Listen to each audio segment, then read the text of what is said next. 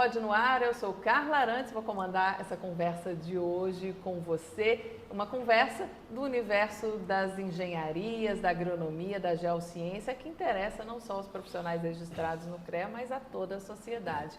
E neste mês de maio, a gente dá destaque ao amarelo, é a cor de alerta, de atenção, a cor que faz a gente parar para pensar no que fazer antes que o sinal fique vermelho. Pois é, o mês de maio é o Maio Amarelo, é um movimento internacional de conscientização para redução de acidentes no trânsito.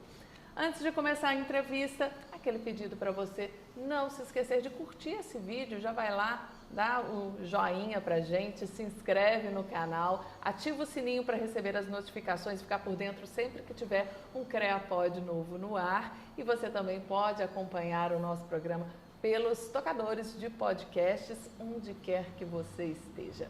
Os nossos convidados de hoje são o gerente executivo de transportes do DR, Fleming Cabral. Olá, tudo bom? Olá, tudo em graça, graças a Deus. Prazer estar aqui com vocês. Prazer é todo meu.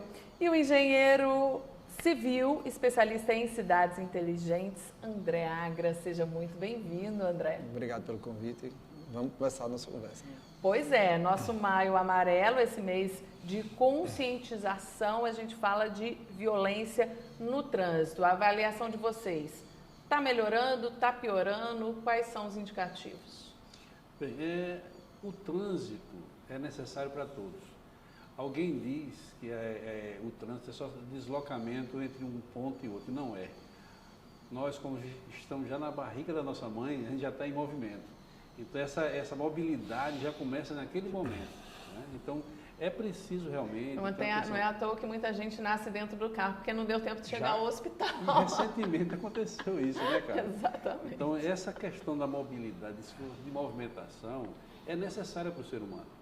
E hoje, com a facilidade que você tem com tecnologias, com novos equipamentos de trânsito, então você quer se deslocar com mais rapidez. Porém, existe algo que a pessoa precisa entender. Ela precisa entender que ela é fisiológica, ela não é só na parte de mídia. Hoje, com a velocidade da internet, você está no Japão, está no Canadá em questão de menos de 2 segundos. Porém, para deslocamento físico, é preciso ter esses cuidados, precisa respeitar essa limitação fisiológica. As pessoas querem essa velocidade, né? A velocidade que a gente escuta um áudio no WhatsApp hoje, que já ninguém mais escuta normal, é tudo acelerado. A velocidade com quem eu me conecto com o outro lado do mundo, eu quero essa velocidade também para chegar de um ponto ao outro da cidade e que está cada vez mais difícil. Por quê? Porque as pessoas existe algo que é preciso entender.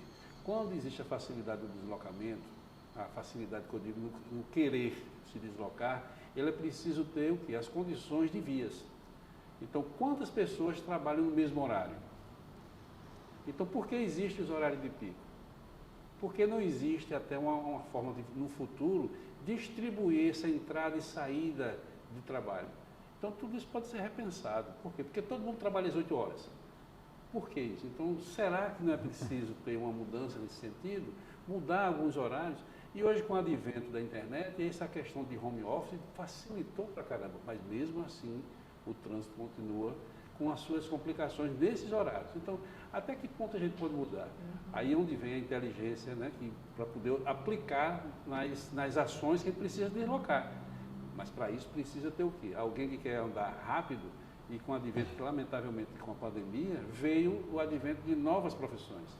E aí a gente está vendo aí o índice que a gente vai falar daqui a pouco a respeito dessa quantidade de acidentes de motociclistas.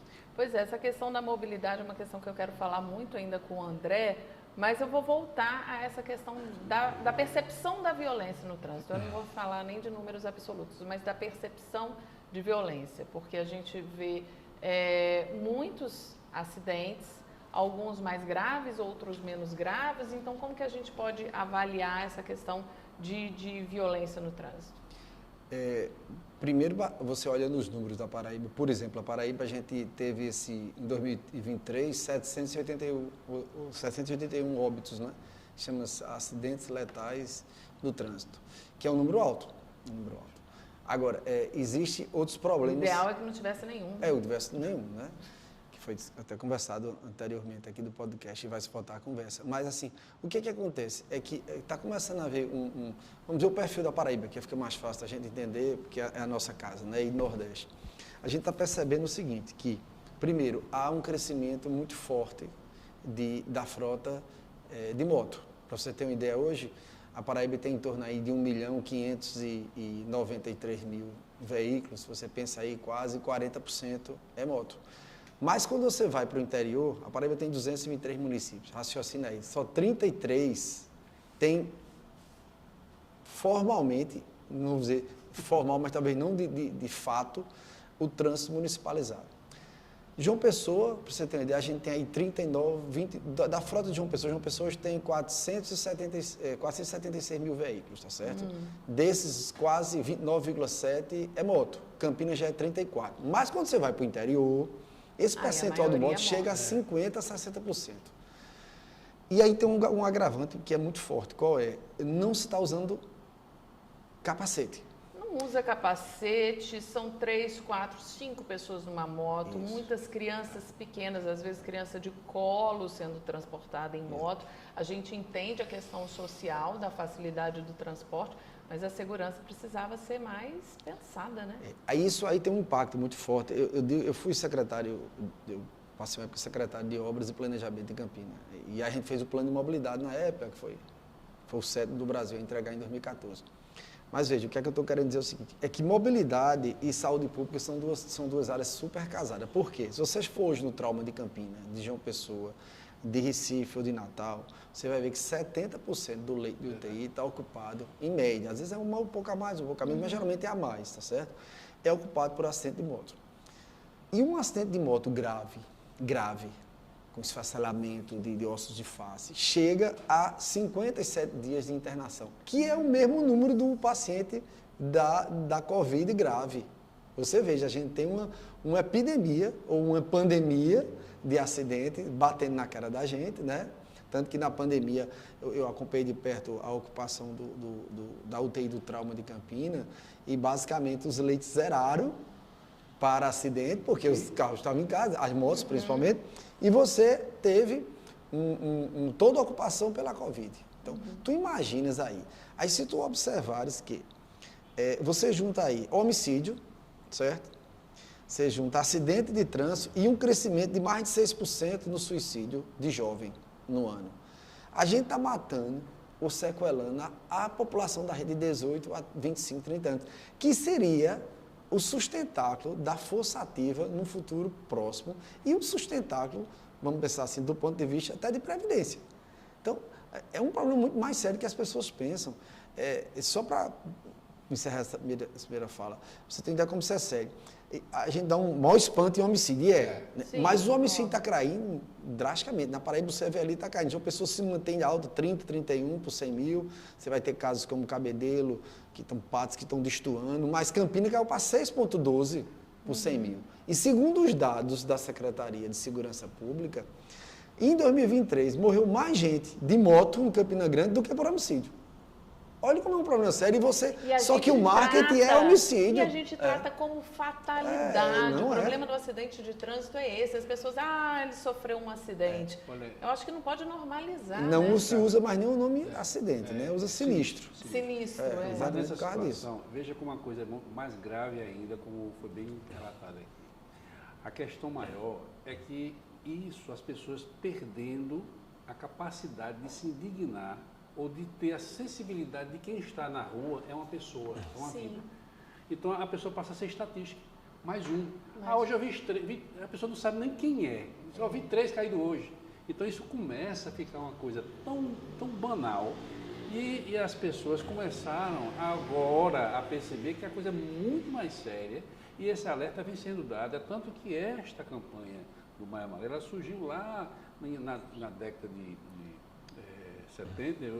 90, onde veio depois com a ONU fazendo a programação da década para se reduzir a quantidade de acidentes. Começou de 2000 a 2021, foi a primeira década, e que não teve sucesso. Houve uma queda em alguns pontos, e é preciso, como bem falou aqui, são 33 municípios dos 330, mas que não são 33 que estão atuando. Eu sou representante do CREA no Conselho Estadual de Trânsito. Faço parte da Comissão de Municipalização do Trânsito. Então, nós estamos percorrendo essa Paraíba inteira, fizemos várias viagens em vários municípios, onde existe legalmente, e aí é onde acho que é muito ruim isso, existe legalmente, mas na prática não existe. Então, uma das coisas que é muito triste é você chegar e ver um gestor pedir para que você não se exponha lá, não diga que ele pediu para você ir lá, para não perder voto. E aí eu fiz uma fala, às vezes, aqui perto da cidadezinha do Brejo, onde, Carla, coloquei lá uma coisa simples. Eu parabenizei o gestor, que me pediu para não falar, mas eu parabenizei ele pelo fato de ele estar salvando vidas. E não é só salvando, porque a quantidade de pessoas que sofrem com o trânsito, não existe essa estatística.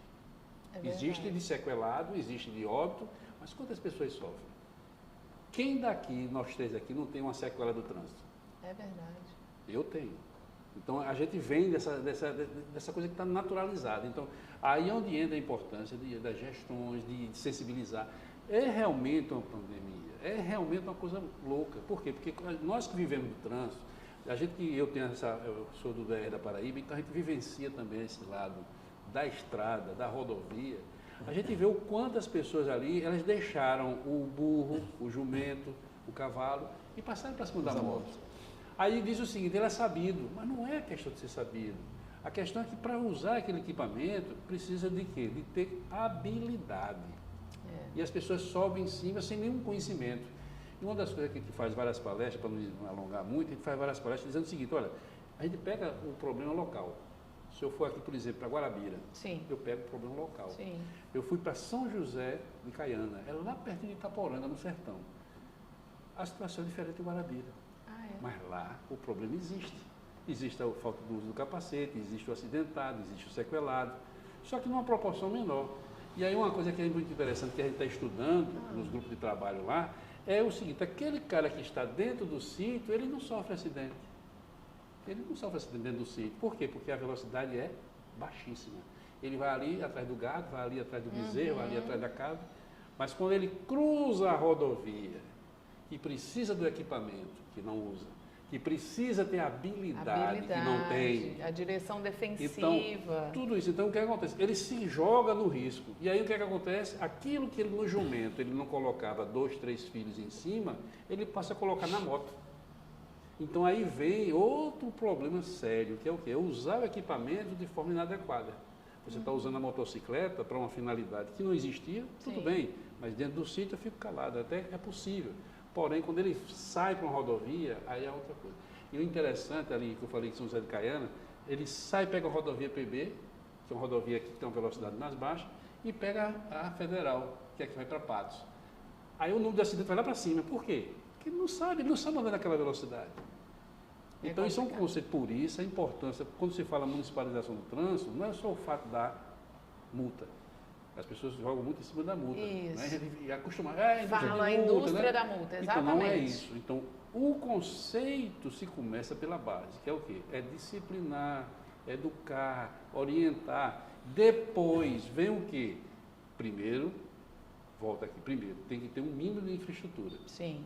São os 3 pilares. A infraestrutura, a parte da educação, e aí sim, se não aprendeu, se não quer fazer, vem a fiscalização para orientar.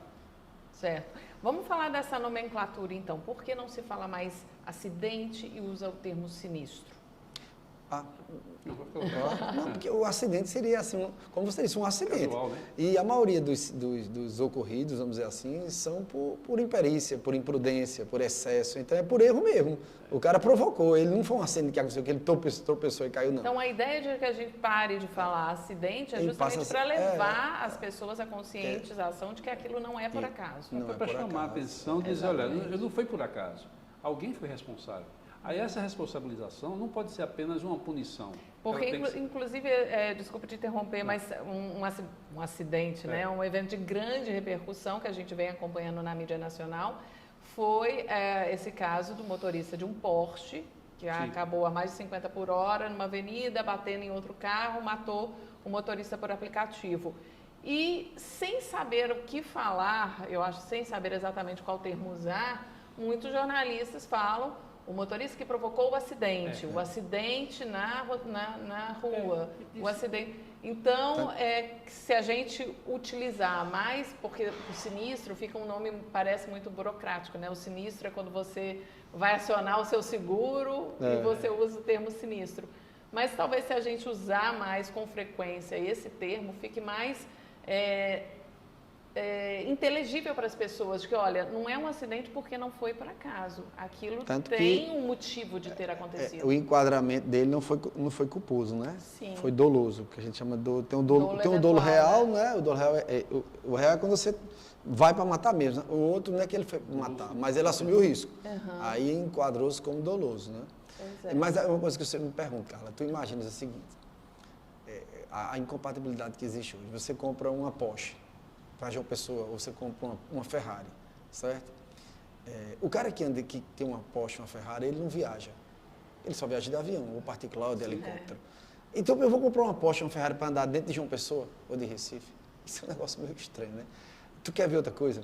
Tem pesquisas mundiais que mostram o seguinte, que hoje uma grande assim, ocorrência de mortes no trânsito é as frentes dos carros grandes, né? Esses carros, vamos dizer, a SUV e tal.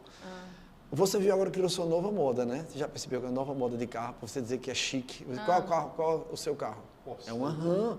A RAM, exatamente, que é um caminhão. Que é enorme. Ei, não, é uma coisa grotesca. Você andar em João Pessoa, em Recife, em São Paulo, numa RAM. Você está num caminhão com 3,5 toneladas para levar uma pessoa. Se você bater no... Você é capaz de... É um tanque de guerra. A diesel... É um tanque de guerra. É uma incompatibilidade, assim, que as pessoas dizem assim, não, tá, beleza, tem a empresa. Mas tem o desenho também, você quer ver? Tu quer ver uma coisa de Paraíba que está acontecendo? Nacionalmente, mas vamos para Paraíba que é melhor, né? Para a gente falar dos outros sem pesquisar muito. É assustador o que estão fazendo no interior da Paraíba, asfaltando as cidades. Eu fui em Aroeiras, o cara disse, eu não acreditando. Os caras estão asfaltando, porque o que acontece? No imaginário popular, ainda, se vende a ideia que asfalto é prosperidade. Isso é uma coisa ultrapassada já. Asfalto se usa onde se deve. Ônibus, caminhão. Agora, numa pista normal, um estado que é 90% dentro do semiárido, com aquecimento, com impermeabilização. Antigamente, no Cariri, não dava chuva para alagar uma cidade, não, agora alaga. Mas a gente não precisa ir muito longe, não. Estão asfaltando as praias em Cabedelo. Sim. Cabedelo, que é ali entre o rio e o mar. Carla, eu fui em Aroeiras agora, eu fiquei assustado. Asfaltou-se tudo assim. Aí eu fui medir a distância, as calçadas eram isso. E o asfalto era isso. Eu fiquei batendo a foto 5 horas da tarde no meio da pista. Basicamente não passou carro. E você deixa um tapete de asfalto. E um calor. Aí você, é uma pista de corrida, aí você impermeabiliza o solo, você aumenta a velocidade da moto. Assim, é grotesco. É grotesco, porque o que acontece? As cidades pequenas estão começando a repetir o erro das grandes, de criar uma cidade para o carro. Né? Porque as cidades grandes deviam dar o bom exemplo, não era? Então, assim, o cara diz assim, mas a gente não tem cultura ainda para ter uma cidade que a gente priorizasse a bicicleta, o pedestre, o transporte público. Mas pelo menos vamos mitigar, o cara vai fazer. Por exemplo, o cara pegou ali e botou 6 vias saindo ali para entrar, saindo do Bessa para entrar no retorno de Manaíra. Cara, se eu botar 50 vias, vai entrar no retorno de Manaíra que está congestionado. Eu joguei dinheiro público fora. Só que as decisões de engenharia que estão sendo tomadas são por engenheiros da minha geração. Olha, cara de 40 anos para cima de engenharia teve uma formação que já é ultrapassada, porque a formação da gente foi baseada na engenharia de transporte americana da década de 70 e 80, que já está ultrapassada. Então, a gente toma decisões sobre cidades, que ao invés de melhorar a cidade, está ainda na cabeça nossa de engenheiro o seguinte, vamos aumentar o espaço viário que é melhor. Não é mais, já está ultrapassado. Isso é o paradoxo, tem várias, é uma equação matemática de demanda induzida. Para você ter uma ideia como é tão difícil explicar isso. João Pessoa e Campina cresceu a frota de 2022 para 2023, em média 3,62% no ano. A população dessa cidade cresce no máximo 0,5, 0,6. Então, a frota de veículos, só em Campina e João Pessoa, porque Santa Rita é maior, cresceu 4, Bahia cresceu 4, é 5, de 6 a 10 vezes maior do que a de população. Então, o que é que acontece? Você está trazendo cada vez mais carro para uma cidade que as caixas viárias já não dão mais. Então, se você aumentar o espaço viário, você vai... Não adianta, porque você vai ter carro e você vai aumentar a linha de desejo. Por isso que as pessoas conseguem entender. Que o bom senso diz assim, o cara tem 2 vias congestionadas. Se ele aumentar uma terceira, melhora? O cara diz, melhora. Não, não melhora. Por que não melhora? Porque, primeiro, por 2 motivos. Primeiro, porque, por exemplo, você começa a atrair pessoas que não pegavam aquele caminho, que fazia por outro lugar, porque aqui estava congestionado, não é? E segundo, você ainda tem um incremento da frota, que cresce mais do que a população, então você não fez nada. Você simplesmente... É como... Hoje ela vai estar melhor, daqui a 2, 3, 5 anos. Tem lugares que dá 6 meses. 6 meses. Ou menos. O Bessa deu 6 meses. Daqui a pouco deu 2 meses. Não, ali não deu 2 meses. É mais ou menos assim. Eu disse, Carla, eu estou obeso. Aí você diz, não, André, faz o seguinte, aumenta a cintura de sua roupa, que vai resolver o problema. Não resolve. Entendeu? Eu precisaria o quê? Emagrecer. Fazer uma dieta. O que é uma dieta de uma cidade? Começar a desenhar uma cidade para um novo tipo de mobilidade. Vamos lá, que é a minha pergunta de agora. Transporte público coletivo. Qual é a dificuldade das grandes cidades e até das pequenas? Porque a gente não precisa ir longe também. Na região metropolitana a gente não tem ônibus que vá nos bairros de Bahia, a gente não tem ônibus que vá nos bairros de Santa Rita.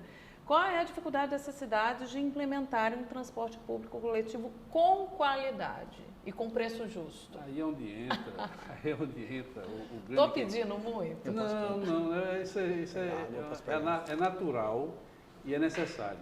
Mas nessa situação, hoje nós temos o transporte metropolitano aqui de João Pessoa, nós atendemos com uma frota em torno de 80 ônibus, né, fazendo transporte metropolitano, não é o transporte público da cidade de João Pessoa. É o que João Pessoa, Cabedelo, João Pessoa, Conde, João Pessoa, Bahia, João Pessoa, Santa Rita.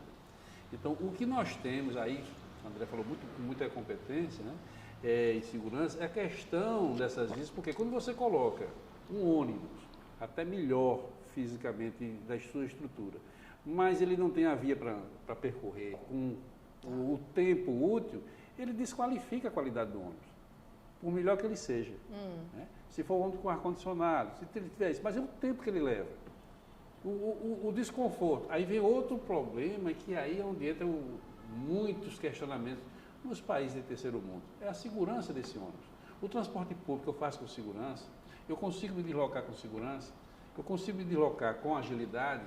Eu saio, por exemplo, eu saio do Colibris para chegar no Valentina, para chegar aqui na Lagoa e chegar lá no Varadouro com essa segurança garantida, então isso gera muita dúvida. Mas, Flamengo, quando eu falo transporte de qualidade, eu não estou nem falando de ar-condicionado no ônibus, eu estou falando de um ônibus que seja limpo, de um ônibus que não tenha buracos, que não alague quando chove, que não tenha barata passeando, porque infelizmente é a realidade da região metropolitana de João Pessoa. Isso no momento, então para isso existem os órgãos que fiscalizam. Sim. Então a fiscalização, aí eu falo do DR da Paraíba, que faz essa fiscalização. Então, detectados esses problemas, que são feitas vistorias com frequência, e a CEMOB de João Pessoa faz isso com muita frequência, então, detectados esses problemas, as empresas são autuadas, são notificadas e são multadas. Para quem o passageiro pode denunciar, então? Para o DR? Não. No caso do transporte metropolitano, se ele estiver saindo de João Pessoa para Cabedelo, nós temos no DR, nós temos na própria página da internet do DR, a ouvidoria, que é feita essa denúncia, que é feita essa reclamação. Inclusive, para nossa surpresa, chegam muitas sugestões. Sim. Então, várias pessoas já utilizam, porque a finalidade da ouvidoria não é só reclamar, é sugerir também. Então, eu lá na gerência de transporte, a gente estimula as pessoas, olha, se tiver alguma ideia, fala, diz, passa para a gente, porque às vezes um estalo acontece do nada. Ótimo, né? Então, às vezes, num bate-papo desse aqui, pode surgir uma ideia nova para João Pessoa, pode surgir uma nova para Campina Grande. Então, as ideias, eu digo que o campo das ideias e o universo estão ali, basta a gente entrar em sintonia com esse campo. Então, nessa situação, o que é preciso é o seguinte, às vezes as pessoas saem reclamando e não reclamam. Entendi. A diferença é que, se ele reclama, ele procura no seu celular, dentro do ônibus, faz umas 2 semanas que ele detectou, um ônibus foi detetizado e foi colocado, no dia seguinte, foi colocado para ser usado, numa linha rodoviária. Quando chegou lá, um passageiro ligou para a ouvidoria. Eu estava lá e disse, deixa eu ver isso aqui. Aí ele disse, olha, manda ele ligar para mim. Eu quero saber o que é que está acontecendo. Então, se aquele cara que está lá, que ele detectou o problema lá, que ele viu realmente a barata, mas esse ônibus nós sabíamos que tinha sido detetizado no dia anterior. Então ainda tinha essa possibilidade. Foi parada, esse ônibus não percorreu. O ônibus foi recolhido e foi substituído. Mas ele não saiu reclamando, ele fez a reclamação. Para isso ele vai no site, nos próprios celulares ele reclama. Ele próprio no celular ele faz essa orientação. Então pelo site do DR, tem ouvidoria, é gratuito. Inclusive e tem um número de telefone para qual pode ligar também. Também gratuito. Agora o telefone funciona de segunda a sexta no horário comercial. A internet, pela internet é 24 horas. Ótimo, é isso também, né? Para divulgar esses canais que as pessoas possam reclamar, que elas possam dar opinião, dar sugestão e oficializar a reclamação. Que é isso, só sair falando. Eu te digo mais uma coisa interessante. Hoje, na Ouvidoria Geral do Estado, qualquer cidadão, seja paraibano, brasileiro, até de fora, se ele fizer uma reclamação, dependendo do tipo de reclamação, o órgão, seja qual for o setor da Paraíba, não é só o DR não, tem 5 dias para responder. Se ele não responder, o SIAC trava. Esse órgão não paga nada. Então veja como a coisa está empoderando o cidadão. Então, do governo do Estado hoje, então ele tem que receber a resposta. Não é sim, não é não. Ele tem que receber uma resposta. O órgão tem que responder. Tem que fazer a pesquisa e fazer a resposta, para poder aquele cidadão ter a sua resposta. Então, esse é o empoderamento. Por isso que eu falei esse toque antes, não é sair reclamando, é fazer a reclamação. É isso. Agora, André, com relação... Eu queria complementar. Isso, ao que a gente tem de oferta de transporte coletivo. Tem vários problemas aí. Deixa eu dar um exemplo aqui para começar. Quando eu voltei de Campina, um dos primeiros processos que me deram para analisar, quando eu voltei para o tribunal, foi a concorrência do DR dessa metropolitana. Tribunal de Contas, só para a nossa audiência ficar clara, é Tribunal de Contas do Estado. Que sou auditor. E aí faz a concessão da região metropolitana de ônibus. Aí eu fui fazer. Aí quando eu olhei, eu fui fazer... Peraí, vamos fazer uma concorrência para 10 anos. As 5 cidades nenhum tinha plano de mobilidade na época. Porque João Pessoa só tem 2 anos, né?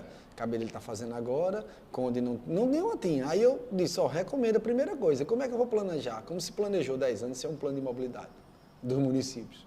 Sem um plano metropolitano de mobilidade. Aí já é um erro, né? Bom, já começa errado daí. 2.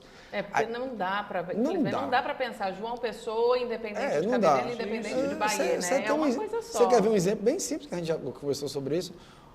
Aprovou-se um atavarejo ali no retorno de Manaíra, não é? Tu sabe que ali é Cabedelo, né? Sim. Ele criou um polo de viagem incompatível com o retorno de Manaíra.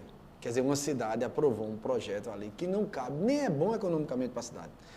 Porque a relação de um atavarejo com uma rede local ou um supermercado é muito melhor para a cidade, para o bairro, o supermercado do que um negócio daquele. Então você, além de não ser bom, porque vende-se uma ideia de prosperidade. Isso não existe, já está provado que não existe. Mas as pessoas acham que é bom, né? Sim, botar uma van com uma palhaçada daquela do Estado da Liberdade. Não, é um negócio absurdo. O cara pensa que está chegando nos Estados Unidos. É um negócio mais grotesco. Uma cidade como João Pessoa bonita, cabe uma coisa grotesca daqui. Mas não é só eles, são os outros. Mas você vê que Cabedelo aprovou um polo gerador de viagem em cima de um local congestionado, né? Aí, pronto, aí você já percebe que está faltando isso. Aí outra, aí o que acontece? Se você olhar, a demanda por ônibus vem caindo. Quando a gente fez o plano de mobilidade em Campinas em 2014, sabe por que não existia? Eu falei, não existia Uber. Não. Se em Campinas, na época, quando começou o Uber, 2 pessoas no Uber era mais barato do que ir por ônibus. Então, hoje... E hoje ainda tem um moto Uber. Você hoje, se você pegar Campinas, João Pessoa, Recife e Natal, todos os 4, tem um relato que a gente conhece melhor, todos os 4 estão com déficit operacional. Então, você já vai ter um problema de exigir, porque todo mundo bota a culpa no sistema ônibus, né? Criou-se também um problema. Não, a culpa é do sistema ônibus porque mantém os prefeitos. Não, não é bem assim. Porque se você não tiver uma demanda... Se você não tiver uma operação, um sistema viário de operação boa, não vai conseguir. Não sustenta. Aí a culpa é de quem? Fica aquela discussão. Melhora o ônibus que atrai. Não pode ser assim. Tem que ser um conjunto de ações. A gente precisa de um ônibus, um transporte público seguro, confortável e pontual. João Pessoa hoje tem em torno de 425 ônibus à frota. Campina pensa aí 135. Todos os 2 tiveram queda de demanda. Tá certo? Histórica, se você pegar 5, 6 anos. Então, eu só teria uma forma de começar a pensar em ter um transporte público de qualidade. Se eu começasse a dar prioridade de fato ao transporte público. Aí você vai ver, perto da gente, Triplicação da BR-230. Cadê a faixa exclusiva de ônibus? Fizeram 3 faixas para carro. E a ideia era maluca, viu? Porque sabe qual era a ideia daquele projeto do DENIT? Era você trabalhar a logística de carga do porto. Não tinha sentido você passar com um caminhão dentro de João Pessoa. Sim. Possivelmente agora com aquela ponte para a Lucena, melhora a situação. Mas aquilo era, a ideia é grotesca. Olha, eu estou falando de DENIT, da gente, um monte de engenheiro bom, inteligente, preparado de sentar para fazer um projeto de triplicação dentro de Cabedelo, dentro de João Pessoa, passando por essa cidade, para escoar a logística de carga de um porto. Isso está totalmente equivocado. Isso não funciona. Tu está entendendo? Então, assim, eu preciso começar a pensar em cidades, de fato, para eu dar prioridade. Então, o que é que eu dar prioridade? Vamos falar tecnologia. Beleza. Ônibus não pode parar em semáforo. Né? Era a regra número 1. Bota as vias, como BRT, e aí o ônibus vai aproximando, o semáforo vai abrindo. Deixa tudo. Ei, é porque ninguém tem coragem de falar a verdade. Verdade seja dita. Só tem um jeito do trânsito ficar bom, inviabilizando o carro particular. Em determinados lugares. Tinha sentido ainda entrar carro particular dentro de João Pessoa? Do centro? Não. Do centro histórico? Absurdo. Me chamaram de desse para dar uma entrevista e disse, André, estão reclamando que está faltando estacionamento. Isso é para tirar todos. Faça. Fiz garagem. Agora, estacionamento no centro não funciona. Não adianta você tirar o estacionamento se você não tem um transporte de qualidade. Sim. Leva até Aí o que eu digo assim, pois é, eu teria que ter ali na epitar as pessoas, ao invés de eu criar uma faixa a mais para carro, como fiz aí na Rui Carneiro, sim, que é outro erro, na cara da gente. Aí você faz a faixa de ônibus, pedestre e ciclista, arboriza tudo, porque você está numa cidade tropical, precisa de temperatura amena, né? Aí você começa a criar uma estrutura de atrair as pessoas para fazer o certo. Aí você começa a usar a tecnologia, né? Eu tenho que também garantir que o cara anda de bicicleta. Eu ando de bicicleta muito hoje. Eu estou morando em Manaíra, você sabe, me mudei.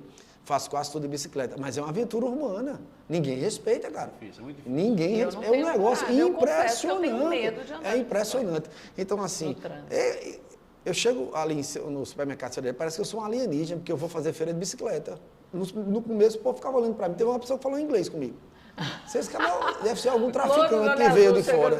Não, achou que era um traficante de fora, alguma coisa desse. Não é possível. Para você ver como a gente está atrasado. Né? Então, eu tenho tecnologia hoje. Olha, quando eu saí de Campinas, a gente deixou os ônibus todos com GPS, sendo com acompanhamento em tempo real, reconhecimento facial dentro do ônibus. Então, eu tenho tecnologia hoje para ter semáforo inteligente, né? Começar a introduzir semáforo inteligente. Para ter essa segurança. Para dar essa segurança, para eu poder começar a dar prioridade. Eu tenho que começar. Mas, André, não dá ainda. Tem que dar. Uma vez eu fui para uma reunião com o Ministério Público, acho que foi em Campinas. Aí, acho que foi uma promotora, disse assim, André, eu estava falando essas coisas. Ela disse, não vai funcionar porque não tem segurança. Ninguém vai andar de ônibus do jeito que você está dizendo. Eu digo, sabe quando é que vai, doutora promotora? Quando eu e a senhora estiver andando de ônibus. Aí vai. Eu tenho que criar uma forma. Dá para ser no curto prazo? Não. Mas vamos pensar. Aí tem cultura para fazer isso aí? Não. Eu não tenho dúvida se um cara como Cícero, como Bruno, como João Campos, fizesse o que é certo em mobilidade, nenhum dos três se elegeria. Eles perderiam a eleição. Porque a cultura da gente talvez não assimile. Então tá certo. Então vamos fazer o seguinte, vamos ainda drogar quem já é drogado, né? Porque é um dependente químico. A gente é dependente químico do carro. Foi uma tecnologia que veio para nos libertar, não foi? Ford veio para nos libertar e agora nos escravizou. Só que a gente é dependente químico agora. Então vamos dar um pouquinho de droga a gente, mas vamos começar a curar.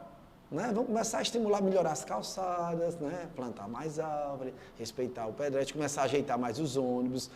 Não dá para ter ônibus sem subsídio. Eu acho que o modelo não poderia ser por cobrança de tarifa. A gente tem que ser por linha. Dizer ao empresário assim, eu não quero saber quantos anos. Você bota um ônibus bom que eu vou lhe pagar. Carla, o preço é alto? Será que os municípios teriam condições de arcar? Possivelmente não. A gente pode fazer um SUS do transporte público. Eu vim dizendo isso há muito tempo. A gente não fez um Fundeb, né, para a educação. Eu não tenho dúvida que investir em transporte público, porque você reduziria poluição, você reduziria acidente, morte, você reduziria lesão corporal, você economizaria tanta coisa que não se bota na planilha, que compensaria. Talvez os orçamentos dos municípios hoje não comportariam, né? Você vê que até os municípios pequenos, a gente está dando um curso de cidades inteligentes sustentáveis para o município, eu digo assim, Estava em Monteiro, eu disse, ô Lorena, a prefeita, que a gente não pega assim, vamos pensar uma rota que tenha muita gente, que a gente possa botar um micro-ônibus. Sim. Começar, não é? Uma coisa que não é tão cara, né? As cidades do interior da Paraíba estão sem ciclovia, sem ciclofaixa. A gente está dizendo, faça uma ciclovia, faça uma ciclofaixa, pega os caminhos principais. Tu entendeu? Eu participei de um júri agora das categorias Cidades Inteligentes no Brasil, organizado pelo FIRA de Barcelona, e uma eram 5 categorias. Na de mobilidade, sabe quem ganhou? Disputando com São Paulo, Brasília, Arapiraca. Sabe por quê? O que tem, Arapiraca? Nada. O que a gente fica dizendo todo dia para fazer. O cara pegou um parque linear e fez uma ciclovia massa para o trabalhador. Ele mapeou a viagem do trabalhador, fez uma coisa bonita, todo organizadinho, com jardim, com árvore, ganhou o prêmio nacional, ganhou todo mundo. O cara usando tecnologia. O município disse assim, André, ajuda a gente a fazer uma cidade inteligente. Eu vou dizer, foi em Patos. Eu digo, não adianta vocês fizerem nenhum plano de mobilidade, vocês arrancaram o canteiro da cidade. Cidade inteligente não é tecnologia, não é só isso é cidade tecnologia. tecnológica. Cidade inteligente é o primeiro. Qual o conceito de cidade inteligente? Resolve o problema. Você resolveu. Vai usar tecnologia? Pode usar. Mas às vezes tem coisas mais simples, não precisa de tecnologia tão sofisticada. Se você botar câmeras, tudo com GPS, filmando, e ainda dar só prioridade para carro, é uma cidade não inteligente, apesar de ser tecnológica. Pois é. Para a gente terminar, então, Fleming, vamos falar de educação para o trânsito. Né? O que a gente precisa hoje? A gente já está cansado de levar a criança na escola para atravessar a faixa de pedestre e tal. E eu não sei se isso está funcionando. O que a gente precisa de educação para o trânsito mais efetiva? Meu avô e minha avó diziam que água mole em pedra dura, tanto bate até que fura. E isso é real. Quem trabalha na parte de educação, trabalha com uma coisa chamada amor. E amor não se explica. Essa é uma tecla que bate em todos os locais do Brasil. Então, nós fomos a Brasília, nós temos lá no DR de Brasília a Transitolândia. É uma gracinha. É um espetáculo. Então, aquele conceito que você tem da educação, são 2. Primeiro, você tem que tratar quem já está contaminado. Que aí é onde entra a fiscalização. Sim. E você tem que dar o quê? Dar o rumo, dar o roteiro para quem está ainda com o livro a ser escrito. Então, aquela criança, são 120 crianças por dia lá, eu estou dando esse exemplo de Brasília, não sei se você conhece, André, mas depois é uma coisa fabulosa. Então, essa ação tem que ser desses 2 sentidos. Fica a sugestão para a CEMOB de João Pessoa fazer um aqui. Mas aí que está. Então, hoje nós temos aqui, aí eu vou entrar dentro da Paraíba, nós temos alguns órgãos de trânsito que fazem isso com muita maestria. João Pessoa e Campina Grande têm feito isso com muita eficácia até. Então, tem um trabalho que não aparece. Então, eu costumo dizer que é o trabalho da dona de casa, da mãe. Sim. Quantos copos ela lava por dia? Quantos talheres? Agora, o que não adianta é fazer toda essa educação com as crianças e o pai, ou a mãe, na hora de deixar a criança na escola, parar em fila dupla, estacionar em cima da calçada, porque a criança também aprende pelo exemplo. Mas aí é onde entra o outro lado que às vezes não aparece. Aquela criança que recebe, por exemplo, nós temos a Polícia Rodoviária Federal tem um trabalho, antes era FETRAN, agora é o EDUCA.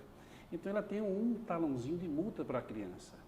Ela sai ali, pai, você está parado aqui, eu vou multar, eu quero R$1, você vai pagar R$1. Então você vai induzindo a criança, vai induzindo até nesse trabalho de correção do adulto. Mas aquele que não quer atender a decisão própria, ele vai ter que ser punido, ele vai ter que ser fiscalizado. Mas essas ações, em paralelo com a parte de infraestrutura, com a parte de inteligência, com a parte de toda a infraestrutura que você pode colocar, tem que ser feita e continuar essa base, que ela produz realmente efeito. Você hoje está aqui, você tem toda uma postura de educação que foi dada para os seus pais, para os seus tios, seus professores. E o exemplo foi dado. Agora, aquilo que você viu que era errado, que aí você se corrige. Mas essa parte educativa é importantíssima. Por quê? Porque a própria criança ela vai induzindo aos pais a isso. É um processo trabalhoso, mas é como eu disse no início, é como amor não se explica. Então, nessas campanhas educativas que são feitas algumas blitz educativas, que são feitas as aulas, palestras, nós do DR fazemos várias palestras no interior. Então, eu me prendo muito a essa parte do interior, por quê? Porque eu vejo a necessidade daquele que não escuta uma informação.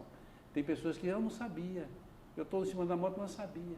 Por quê? Porque ela, como eu disse no início, ela não foi capacitada e nem tem habilidade. Vê todo mundo fazendo. Tá todo mundo a motocicleta fazendo. É uma coisa simples, né? É uma coisa o cara chega ali, ó, é 1 para cima e 2 para baixo. Pronto, acabou-se. O resto você se vira.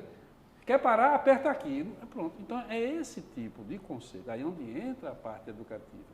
E aí é preciso que realmente, dentro de nesse processo de municipalização do trânsito, e a gente tem feito isso em vários municípios, elevando a necessidade de que eles primeiro eduquem, primeiro orientem, para depois cobrar. A multa só vem depois. Uhum. Então nós temos alguns exemplos de várias cidades que nós trabalhamos que o pessoal começou a melhorar o uso do capacete. Porque a gente chegou lá na rua, um papelzinho mostrando, e eu mostrava a fotografia do Zezinho da oficina que caiu e morreu. Eu não trazia um exemplo lá de São Paulo, eu não trazia um exemplo de João Pessoa. Eu descobria porque hoje com o celular, né, André, todo mundo tira foto, e eu faço uma pesquisa de campo antes, para identificar quem se acidentou aqui. Todo mundo tem. Então, quando eu vou fazer uma palestra aqui, boto num painel, uma audiência pública, eu digo, olha, eita, rapaz, Zezinho da oficina estava ali, ó. Ele sabe que aquilo ali pode acontecer com ele. Pode acontecer com ele. Então, aqui tem um trecho de uma rodovia, a PB-73, entre Mari e Sapé, que existem, lamentavelmente, as pessoas insistem em beber e dirigir. E tem um trecho que é uma baixa, que é uma depressão natural, não é falha da rodovia, mas é uma baixa natural que se coloca a placa, reduz a velocidade, coloca lá o sonorizador, e o cara vem embriagado, vem, sei lá, sob efeito de qualquer outro tipo de droga, e naquele momento ali ele falha, ele começa a chamar a curva da morte. Uhum. Como foi que eu resolvi isso? Eu coloquei uma lombada física de um lado e uma lombada física do outro, que é errado. Não é, tecnicamente, não é correto. Acabou-se, ninguém caiu mais, morreu. Está entendendo que coisa... É verdade, que todo mundo fala de quebra-mola, mas o que mais funciona é isso. Num ambiente grotesco e hostil desse, só o grotesco às vezes segura. O quebra-mola é horrível, mas é a única coisa que dá solução. Infelizmente. Quando eu cheguei em João Pessoa, eu cheguei aqui em 2010. E me chamou muita atenção a educação das pessoas com relação à faixa de pedestres. Sim. E aí eu soube depois que tinha havido uma campanha maciça de educação para as pessoas, para os motoristas pararem, para os pedestres darem um sinal e esperarem. Então, educou todo mundo. E aquilo funcionou muito bem durante anos. Só que isso vem se perdendo. Porque não estão retomando essa campanha precisa ser contínua. Mas né? Aí deixa eu fazer uma meia defesa aqui e também uma meia culpa. Nesse caso aí, esses tipos de ações, eles foram específicos naquele momento, tudo bem. Só que aí aumentou o quê? A frota. Aumentou o quê? Certo. A quantidade de pessoas que dirigem sem habilitação. Pessoas que vêm de outras cidades com outros vícios. Isso começou a incutir e as pessoas até estranhavam. Puxa, aqui o pessoal para na faixa. Teve algumas pessoas que chegavam no interior e diziam, doutor, aquelas listinhas para quê? Ele não sabe. Quer dizer, é esse conceito, muitas vezes, que a gente tem que entender. Mas não é mais um motivo para essa educação ser continuada? Sim, mas olha, existe campanhas, como nós temos todo ano, a campanha do Mar Amarelo tem um slogan. Esse ano, a campanha é A Paz no Trânsito Começa em Você. Eu gostei muito de acho que foi em 2017 ou 2016, que ele dizia, dirija sem desculpas. Qual é a desculpa? Não, eu não botei o capacete porque a padaria é na esquina. Não, eu vou ali, não vou precisar botar o cinto. Ah, não, a criança vai no colo mesmo, é bem rapidinho. Quer dizer, essas desculpas... Ela não gosta da cadeirinha, as pessoas falam, a criança não gosta da cadeirinha. Aqui quando cai. É pior, é pior. É melhor... No hospital, todo quebrado com o capacete aqui, tem que serrar o capacete. Menino! Então, são algumas coisas assim grotescas, que a gente... É até um sorriso sarcástico da gente. Que a gente, seria cômico se não fosse trágico. Eu falei aqui no início que a gente está perdendo a capacidade de se indignar. Então eu fico muito triste quando eu vejo a pessoa, caiu mais um. Rapaz, aquilo é uma vida, caramba. Aquilo ali tem uma pessoa que está sofrendo, né? Tem toda a família. E como eu disse no início, uma coisa que para ficar bem fixada e distribuir, não existe uma estatística de sofrimento por causa do trânsito. Não existe. É isso. Você conta outras coisas. Mas quantas pessoas sofrem? Quantificar, né, Fernando? É complicado. Se você começar a quantificar a morte é um problema ético. Porque a gente podia quantificar. Tem quantificações, mas é difícil dizer assim, uma morte vale quanto? Se a gente começar... Porque a morte ela não causa sofrimento só para quem se foi, mas ela só que para toda a eticamente família. é muito delicado você abordar o assunto. É. Imagina se eu propusesse, vamos fazer um cálculo de morte e de impacto, de felicidade e infelicidade de uma família, a polêmica que isso dá. Aí todo mundo recua. É muito subjetivo, não dá. Subjetivo. E aí Flame diz um negócio que eu acho que massa, a história dos guris, eu acredito nos guris, nas gurias, sabe? Tem 2 casos que é bom a gente olhar de perto. Um, que é o que Barcelona está fazendo com... Eles criaram um passeio, sabe? Uma vez a cada 15... Depende, 15 dias ou um mês. Eles pegam determinadas escolas e todas as crianças, pais e mães, vão de bicicleta para a escola. Aí ele adequa o trânsito, aquilo é uma festa, entendeu? O que é isso? Estão plantando futuro. Sim. Né? Estão plantando futuro, né?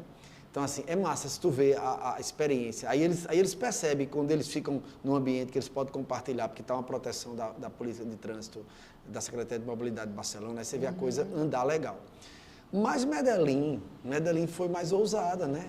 É só lembrar, porque tem uma coisa que é interessante, cara, que é uma relação que existe. Talvez não seja uma relação de causa e efeito, mas tem uma correlação muito forte. Qual é? Trânsito organizado, a segurança pública também é boa. Porque existe uma logística do crime associada ao trânsito organizado. Então, o que foi que Medellín fez? Só para você ter uma ideia do que eu estou falando, Medellín, a gente fala aqui, João Pessoa tem 31 homicídios por 100 mil habitantes, né? Altíssimo, né? Campinas 6, São Paulo está em torno de 8, não é?